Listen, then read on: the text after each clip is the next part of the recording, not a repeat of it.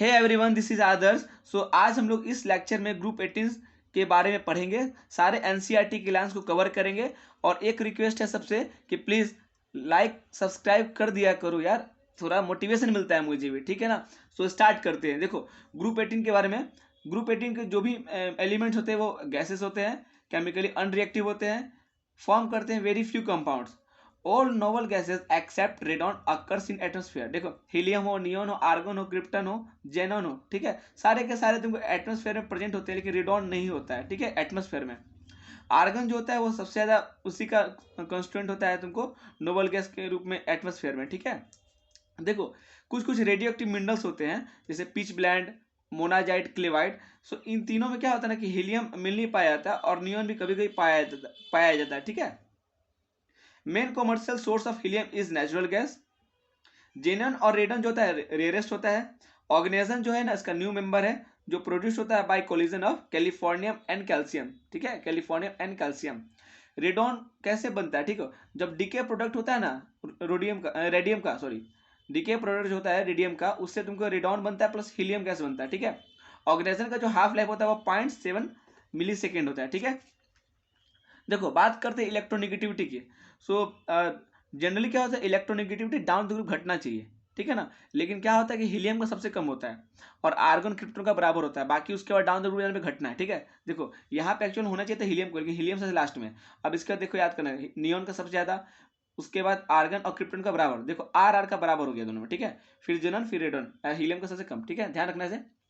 Melting point और boiling point जो होता है वो इंक्रीज करता है down the group. Electron gain enthalpy जो होता है इसका लार्ज पॉजिटिव होता है because of stable electronic configuration. याद रखना ये क्वेश्चन आ चुका है नीट में, ठीक है। लार्ज पॉजिटिव होता है, ये क्वेश्चन पूछ चुका है। फिजिकल प्रॉपर्टी जो होता है देखो उसमें क्या क्या होता है। ऑल आर मोनोटैमिक, कलरलेस होता है, ऑर्डरलेस होता है, टेस्टलेस होता है, एस्पेरिंगली सॉल्युबल इन वाटर होता है, have very low melting point और बॉइलिंग पॉइंट। क्यों होता है ऐसा, क्योंकि जो इसके बाद इंट्रैक्शन जो होता है ना वो वीक डिस्पर्सन फोर्स का होता है, ठीक है ना। क्योंकि मोनोटैमिक होता है, दो रहता है तब तो उसे कुछ मतलब एक्ट करता है ना। यहाँ पे सिंगल सिंगल ये लोग मोनोटैमिक है तो इसमें बस वीक डिस्पर्सन फोर्सेज होता है। हीलियम का सबसे कम होता है बॉइलिंग पॉइंट।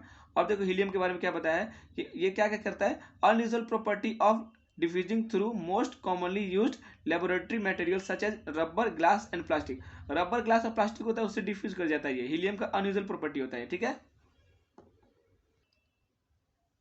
अब आगे हम लोग देखते हैं केमिकल प्रॉपर्टीज के बारे में, ठीक है। सो केमिकल प्रॉपर्टी क्या है, देखो हाई आयनाइजेशन एंथैल्पी होता है और more positive electron gain enthalpy होता है, ठीक है। क्योंकि इसका ना इलेक्ट्रॉनिक कन्फिग्रेशन कंप्लीटली फुलफिल्ड होता है, ठीक है। इस कारण से हाई इलेक्ट्रॉन गेन एंथैल्पी भी होता है, पॉजिटिव होता है लार्ज, और इसका आयनाइजेशन एंथैल्पी बहुत हाई होता है। मान के चलो इसमें लास्ट में 8 है ना, 1:2 2:2 2p6 है तो कंप्लीट है।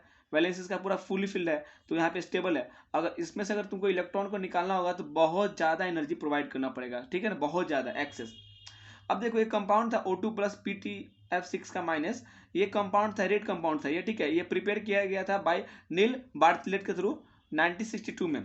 फिर उन्होंने क्या किया कि उन्होंने चेक किया कि उनको पता चला ये चीज़ कि जो फर्स्ट आयनाइजेशन एंथैल्पी होता है मॉलिक्यूलर ऑक्सीजन का वो आइडेंटिकल होता है जीनोन का। उसके बाद उन्होंने क्या किया कि ऑक्सीजन को हटा करके जीनोन को यूज किया और वहाँ भी सेम कंपाउंड उनको मिला रेड कलर का, लेकिन इस बार क्या हुआ कि ऑक्सीजन की जगह जेनोन आ गया। So Xe plus PtF6 minus red colour का कंपाउंड ये भी बना, ठीक है।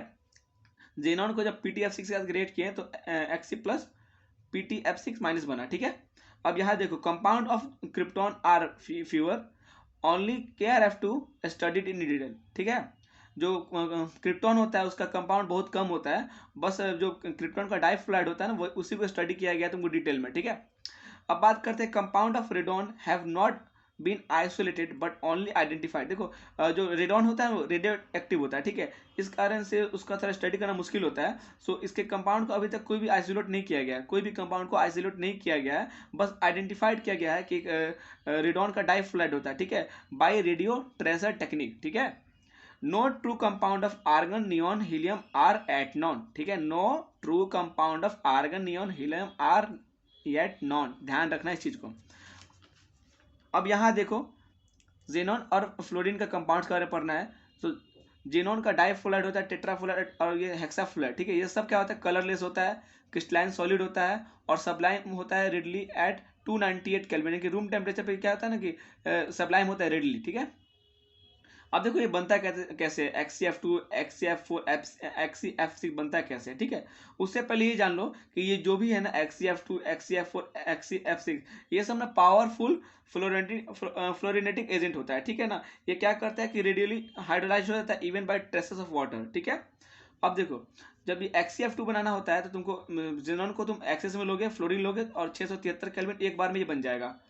जब तुमको XCF4 बनाना होता है तो वहां क्या करोगे 1:5 के रेशियो में जेनॉन को और फ्लोरीन को लोगे, 873 केल्विन और 7 बार दोगे, ठीक है।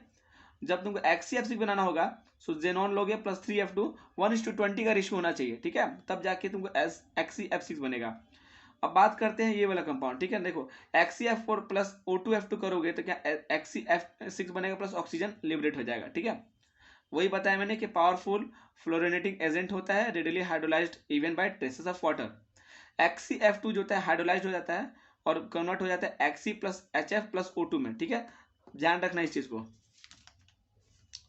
देखो XCF2 का जो स्ट्रक्चर होता है लीनियर होता है, XCF4 का square planar, XCF6 distorted octahedral होता है और XCF6 होता है found experimentally in gaseous phase, ठीक है। अब बात करते हैं XCF2 प्लस PF5 को जब रिएक्ट करोगे ना तो यहाँ पे क्या करता है PF5 ये यहाँ से एक फ्लोरीन को निकाल लेता है, सो XCF प्लस बन जाता है प्लस PF6 माइनस बन जाता है। फिर यहाँ देखो यहाँ भी है ग्रुप 15 का जो भी आएगा अगर वो पेंटाफ्लाइड के फॉर्म में है सो वो क्या करेगा कि जेनॉन से एक फ्लोरीन को निकाल लेता है। तो यहाँ भी देखो XCF4 प्लस एंटीमोनी पेंटाफ्लोराइड है XBPF5, सो यहाँ भी एक निकल गया तो क्या XCF3 प्लस SBF6 माइनस हो गया, ठीक है। यहाँ देखो अगर बात करते हैं ग्रुप 1 का, ठीक है ना, जैसे सोडियम पोटाशियम रूबिडियम सीजियम, अगर वो आता है ना तो वो क्या करता है कि यहाँ पे एक दे के जाता है ऑलरेडी, ठीक है ना। जैसे कि XCF6 है प्लस मेटल फ्लोराइड है कोई, अगर करोगे तो मेटल प्लस बन जाएगा, XCF7 माइनस बन जाएगा, ठीक है। एक फ्लोरीन को यहाँ से भी खींच लेगा अपने तरफ। अब बात करते हैं जेनॉन ऑक्सीजन कंपाउंड्स का। सो देखो जेनॉन का टेट्राफोलाइड को जब तुम रिएक्ट करोगे वाटर के साथ में तो Xc plus XCO3 plus HF plus O2 ये पूरा का कंपाउंड बनता है, इतना बनता है प्रोडक्ट, ठीक है। अब बात करते हैं तुमको XCF6 प्लस वाटर का। सो यहाँ पे क्या होता है कि XCO3 प्लस HF बनता है। Partial hydrolysis of XCF6 gives oxyfluorides, ठीक है, जिसको हम लोग बोलते हैं XCOF4 एंड XCO2F2। अगर पार्शियल हाइड्रोलाइसिस करोगे XCF6 का तो XCOF4 और XCO2F2 बनेगा, ठीक है। अब देखो XCF6 प्लस वाटर किया तो XCOX4 प्लस 2HF बना और फिर से उसको हाइड्रोलाइज जब करोगे ज्यादा वाटर में तो XCO2F2 प्लस 4HF बनता है, ठीक है। अब देखो यहाँ पे XCO3 जो होता है ना तुमको कलरलेस एक्सप्लोसिव सॉलिड होता है, ठीक है। XCO3 जो होता है कलरलेस एक्सप्लोसिव सॉलिड होता है, पिरामिडल स्ट्रक्चर होता है। और XCOF4 जो होता है कलरलेस होता है, वोलेटाइल लिक्विड होता है, स्क्वायर पिरामिडल स्ट्रक्चर होता है। फिर से रिपीट कर देता हूँ, XCO3 colourless explosive solid, pyramidal इन स्ट्रक्चर। XCOF4 जो होता है कलरलेस वोलेटाइल लिक्विड होता है, स्क्वायर पिरामिडल स्ट्रक्चर होता है इसका।